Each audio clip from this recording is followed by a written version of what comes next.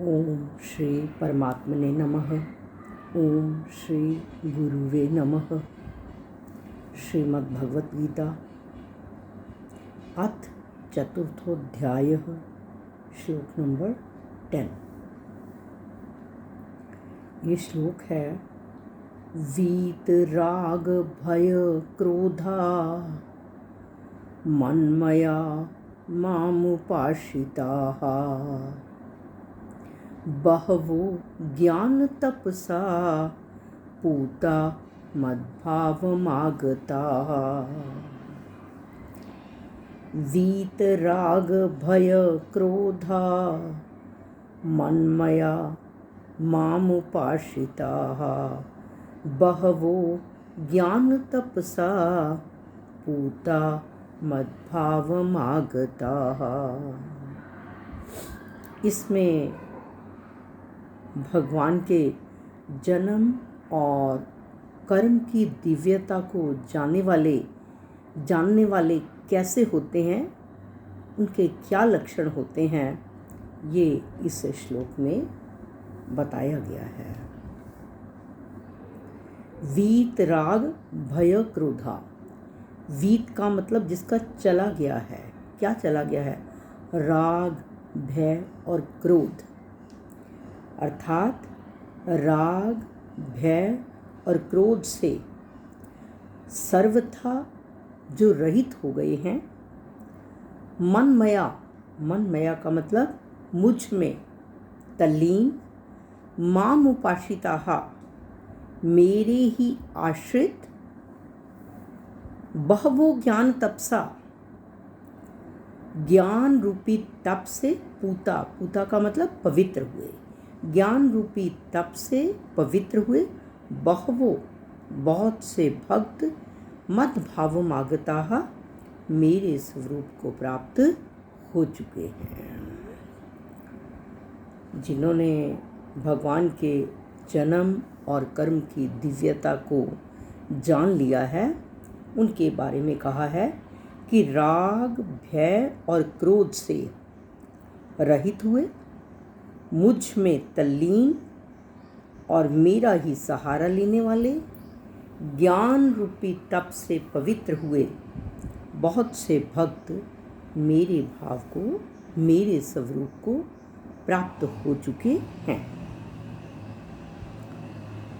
परमात्मा से विमुख होने पर संसार के नाशवान पदार्थों में राग हो जाता है। हमें संसार की जो वस्तु अच्छी लगती है उसमें हमारा राग हो जाता है, और राग होने के बाद हमें उसे प्राप्त करने की इच्छा होती है। हमें हमारी उसमें जिस चीज़ से हमें राग हो गया उसमें हमारी ममता हो जाती है, और ममता के बाद जो वस्तुएं हमारे पास नहीं हैं उनकी कामना उत्पन्न हो जाती है। और फिर कहा है कि जिनमें हमारा राग है उन पदार्थों की अगर प्राप्ति हो गई तो और प्राप्त करने की इच्छा होती है, अर्थात लोभ बढ़ने लगता है। और उन पदार्थों की प्राप्ति करने में अगर कोई बाधा पहुंच जाता है तो उस पर क्रोध आता है, और अगर वो व्यक्ति जिस पर क्रोध आ रहा है हमारे से बलवान है तो हमें उसका भय होता है कि हमारा कुछ गलत ना कर दे, हम उससे डरते हैं। और फिर कहा है इस प्रकार नाशवान पदार्थों के राग से, ये सांसारिक वस्तुएं जो हमें अच्छी लगती हैं उनके राग से भय, क्रोध, लोभ, ममता, कामना आदि दोषों की उत्पत्ति हो जाती है।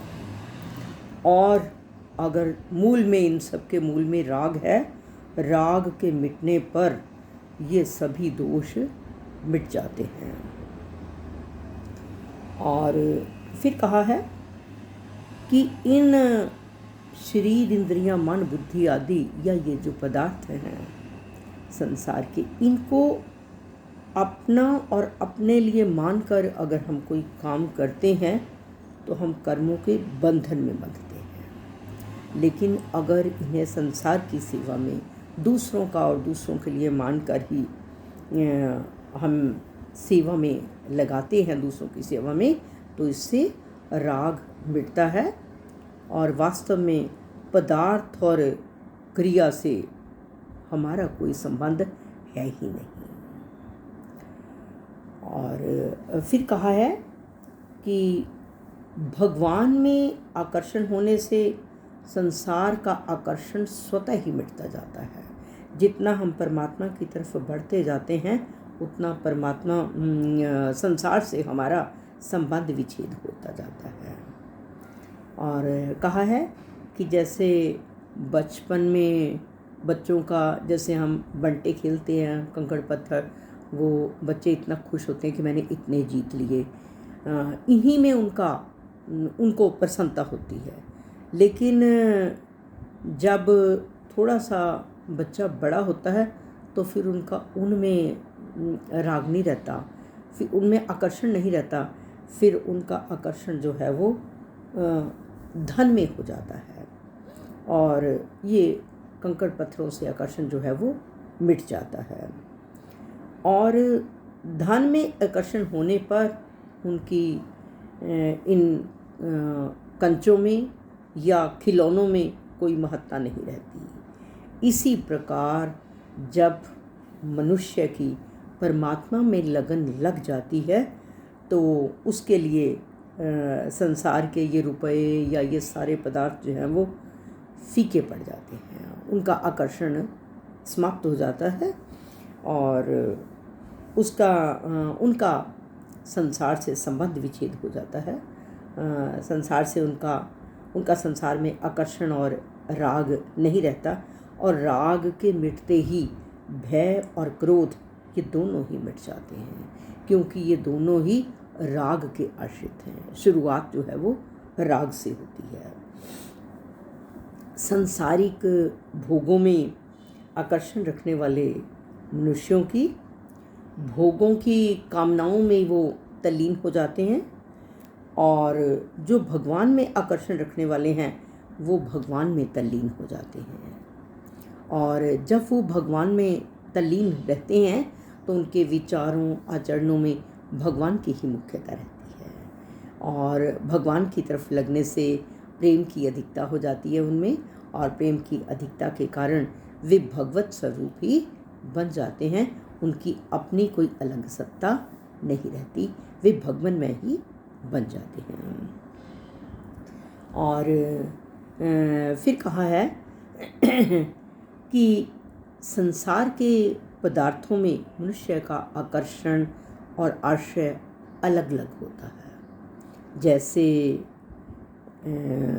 मनुष्य का आकर्षण तो स्त्री और पुत्र में है और आश्रय बड़ों का होता है, परंतु जो भगवान में लगे हुए मनुष्य का आकर्षण भगवान में ही होता है और उसे आश्रय भी भगवान का ही होता है, क्योंकि भगवान प्रिय से प्रिय है और बड़े से बड़े भी भगवान ही हैं।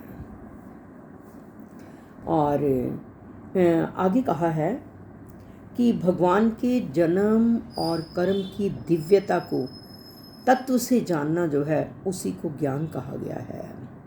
ज्ञान से मनुष्य पवित्र हो जाता है, उसका अंतःकरण पवित्र हो जाता है और नाशवान पदार्थों को महत्व देने से, उनको अपना मानने से वह अपवित्र हो जाता है, क्योंकि नाशवान पदार्थों की ममता ही अपवित्रता का कारण है। जब भगवान के जन्म कर्म के तत्व को जानने से सब नाशवान पदार्थों का आकर्षण और उनकी ममता सर्वथा ही मिट जाती है, तो मनुष्य के अंदर की मलिनता नष्ट हो जाती है और मनुष्य परम पवित्र हो जाता है।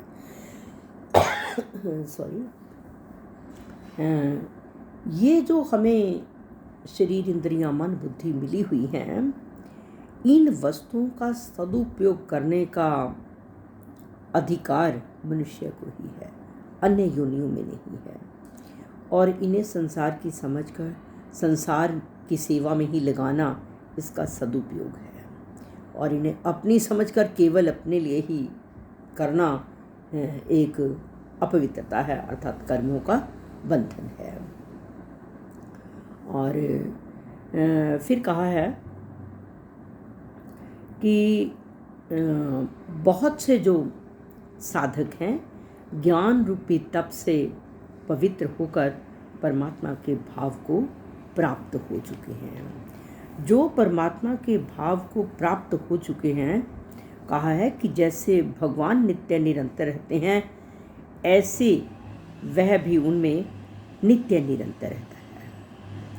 जैसे भगवान निर्लिप्त और निर्विकार रहते हैं, ऐसे ही वह भी निर्लिप्त और निर्विकार रहता है, वह साधक उसके लिए कहा है। और जैसे भगवान के लिए कुछ करना पाना शेष नहीं है, ऐसे ही उस साधक के लिए भी कुछ करना पाना शेष नहीं रहता। और ज्ञान मार्ग से मनुष्य इसी प्रकार भगवान के भाव को प्राप्त हो जाता है। और कहा है कि लास्ट में आकर कि बहुत से भक्त ज्ञान रूपी तप से पवित्र होकर परमात्मा को प्राप्त हो चुके हैं, अर्थात साधकों को वर्तमान में ज्ञान रूपी तप से पवित्र होकर भगवान को प्राप्त करना चाहिए। और भगवान को प्राप्त करने में सभी स्वतंत्र हैं, कोई भी परतंत्र नहीं है, क्योंकि हमें ये जो मनुष्य शरीर है वो भगवत प्राप्ति के लिए ही मिला है। सो हमारा ये श्लोक है कि राग, भय और क्रोध से रहित हुए, मुझ में तल्लीन और मेरा ही सहारा लेने वाले, ज्ञान रूपी तप से पवित्र हुए बहुत से साधक मेरे स्वरूप को प्राप्त हो चुके हैं। सर्वे भवन्तु सुखिनः, सर्वे सन्तु निरामया, सर्वे भद्राणि पश्यन्तु, माँ कश्चित् दुःख भाग् भवेत्, माँ कश्चित् दुःख भाग् भवेत्। श्री कृष्ण अर्पणम अस्तु।